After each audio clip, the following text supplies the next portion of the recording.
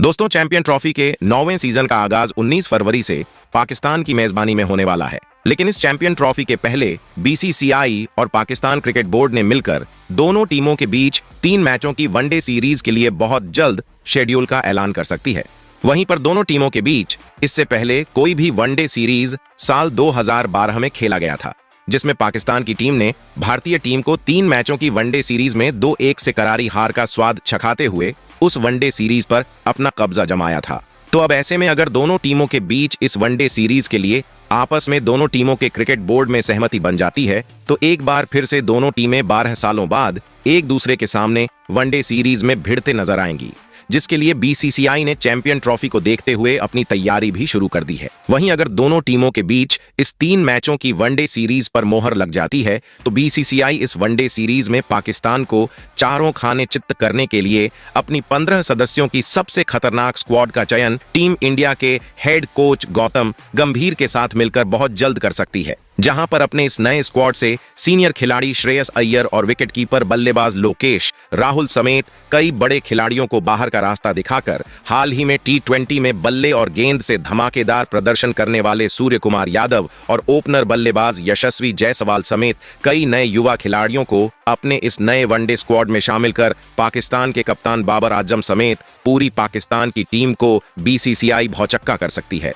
वहीं पर भारतीय टीम के वनडे स्क्वाड से पिछले 1 सालों से चोट की वजह से बाहर चल रहे तेज गेंदबाज मोहम्मद शामी समेत 2 और भूखे शेरों को अपने इस नए वनडे स्क्वाड में एंट्री करवाकर भारतीय टीम के वनडे स्क्वाड को पहले से कहीं ज्यादा मजबूत बनाने का काम कर सकती है। और अगर ऐसा हुआ तो पाकिस्तान के खिलाफ खेले जाने वाले इस 3 मैचों के वनडे सीरीज के लिए भारतीय टीम की प्लेइंग 11 में भी होंगे कई भयंकर बड़े बदलाव, जिसे देख पाकिस्तान टीम के जरूर उड़ जाएंगे होश। जी हां दोस्तों, आप बिल्कुल सही सुन रहे हैं। जैसा कि आपको पता है, भारत और पाकिस्तान का कोई भी मुकाबला वर्ल्ड क्रिकेट में सबसे बड़ी रायवेलरी का मुकाबला माना जाता है। तो ऐसे में दोनों टीमें चैंपियन ट्रॉफी के पहले होने वाले इस वनडे सीरीज को जीतने के लिए अपना सब कुछ झोंकते नजर आएंगी। ऐसे में हमको दोनों ही टीमों के बीच एक बेहद रोमांचक वनडे सीरीज देखने को मिलेगा। तो दोस्तों, इस नए वीडियो में हम आपको बताने वाले हैं भारत और पाकिस्तान के बीच खेले जाने वाले इस 3 मैचों के हाई वोल्टेज वनडे सीरीज का क्या हो सकता पूरा शेड्यूल। वहीं पर भारत और पाकिस्तान के बीच इस वनडे सीरीज का पहला वनडे का महामुकाबला कब और कहां खेला जाएगा। वहीं पर इसके अलावा बीसीसीआई ने भारतीय टीम के हेड कोच गौतम गंभीर और टीम इंडिया के चीफ सेलेक्टर अजीत आगरकर के साथ मिलकर इस वनडे सीरीज में पाकिस्तानी टीम के परखच्चे उड़ाने के लिए कौन कौन से 15 सदस्यों की युवाओं और सीनियर खिलाड़ियों की नई भारतीय स्क्वाड का कर सकती है चयन, जिसे देख पाकिस्तान की पूरी टीम का होगा बुरा हाल। इसके अलावा इस वनडे सीरीज के लिए कौन होगा भारतीय टीम का कप्तान और उप कप्तान। वहीं पर इसके अलावा इस वनडे सीरीज के लिए टीम इंडिया की कैसी दिखाई दे सकती है सबसे शानदार प्लेइंग 11। वहीं पर दोनों टीमों का आज तक एक दूसरे के सामने खेले गए वनडे मुकाबलों में क्या है जीत और हार के आंकड़े, तो आंकड़ों के इस गणित से दोनों में से कौन सी टीम किस टीम पर पड़ेगी इस वनडे सीरीज में भारी। इसके अलावा इस वनडे सीरीज से जुड़ी हुई कई बड़ी और जरूरी बातें, जिसे जानना यह वनडे सीरीज शुरू होने से पहले आपके लिए बन जाता है बेहद जरूरी। लेकिन उससे पहले दोस्तों, आप हमारे वीडियो में नए हो तो टीम इंडिया से जुड़ी हुई हर छोटी बड़ी जानकारी से जुड़े रहने के लिए अपने इस क्रिकेट चैनल क्रिकेट क्लासरूम को सब्सक्राइब दिल से, इस वीडियो को एक लाइक और शेयर करना बिल्कुल ना भूले। तो दोस्तों, इस नए वीडियो की शुरुआत करते हैं भारत और पाकिस्तान के बीच खेले जाने वाले इस ब्लॉकबस्टर वनडे सीरीज के शेड्यूल से। तो दोनों टीमों के बीच यह वनडे सीरीज चैंपियन ट्रॉफी के पहले यानी कि जनवरी के महीने में दुबई के इंटरनेशनल क्रिकेट स्टेडियम में खेले जा सकता है, जिसका लाइव एनकाउंटर दोनों टीमों के बीच भारतीय समयानुसार दोपहर 2 बजे से देखने को मिलेगा। वहीं पर दोस्तों, अब अगर इस 3 मैचों के वनडे सीरीज के लिए टीम इंडिया के कप्तान और उप कप्तान की बात करें, तो बीसीसीआई ने चैंपियन ट्रॉफी तक रोहित शर्मा को ही टीम इंडिया का कप्तान बनाने का फैसला पहले ही कर चुकी है।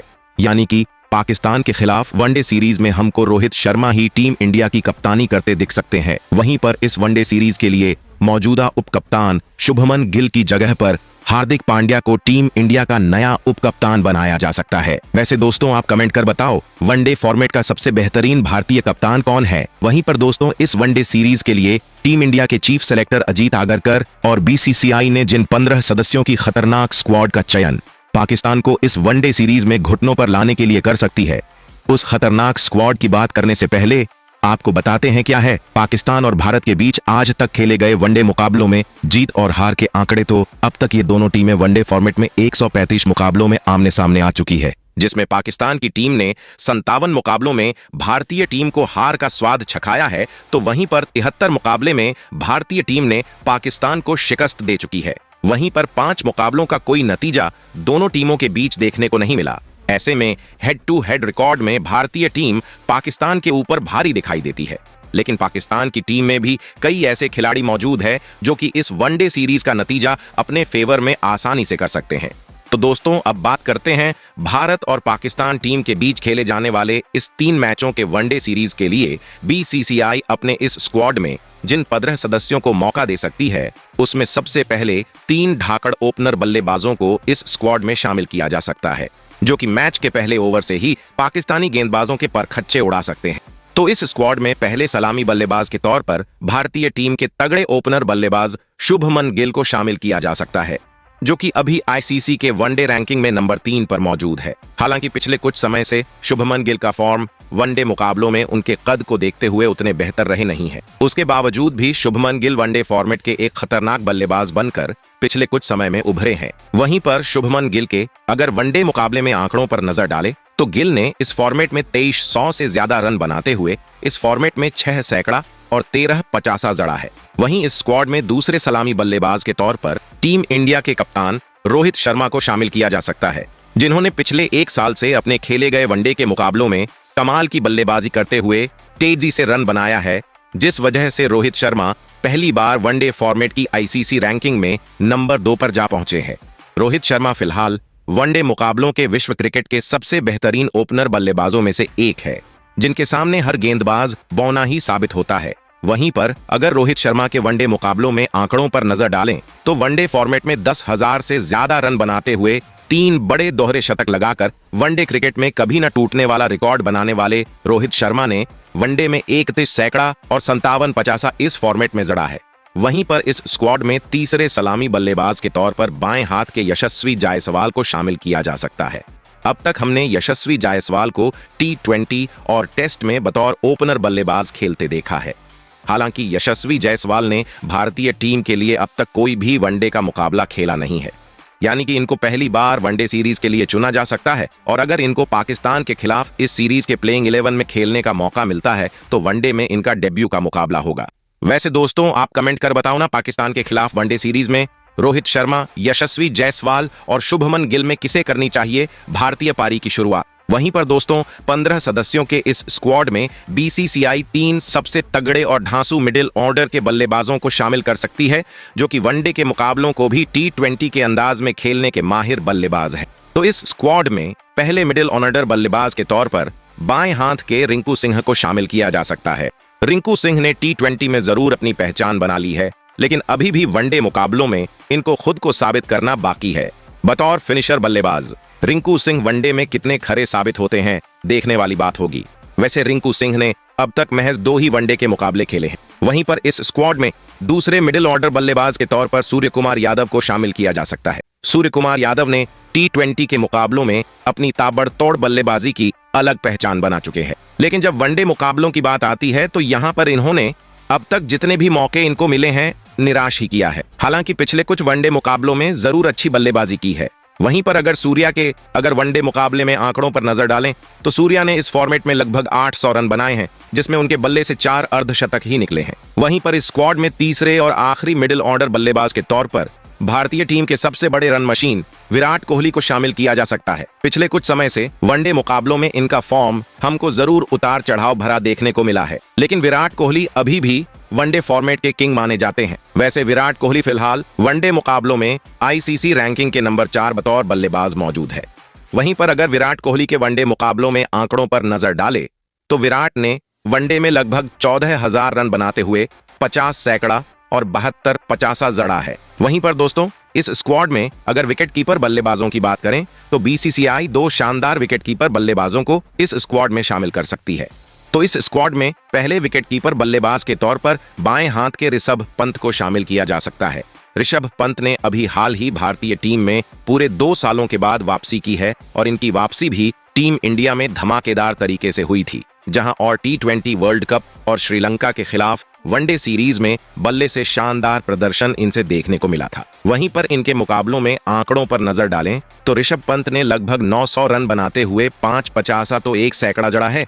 वहीं इस स्क्वाड में दूसरे विकेटकीपर बल्लेबाज के तौर पर बाएं हाथ के ईशान किशन को शामिल किया जा सकता है, जो कि टीम इंडिया के हर फॉर्मेट से लंबे समय से बाहर चल रहे हैं, जिनकी वापसी टीम इंडिया में चैंपियन ट्रॉफी से पहले हो सकती है। वहीं पर अगर ईशान किशन के वनडे मुकाबले में आंकड़ों पर नजर डालें तो ईशान किशन ने इस फॉर्मेट में लगभग 1000 रन बनाते हुए एक दोहरा शतक तो 7 अर्धशतक इस फॉर्मेट में जड़ा है। वहीं पर ईशान किशन बतौर ओपनर बल्लेबाज भी जरूरत पड़ने पर बल्लेबाजी कर सकते हैं।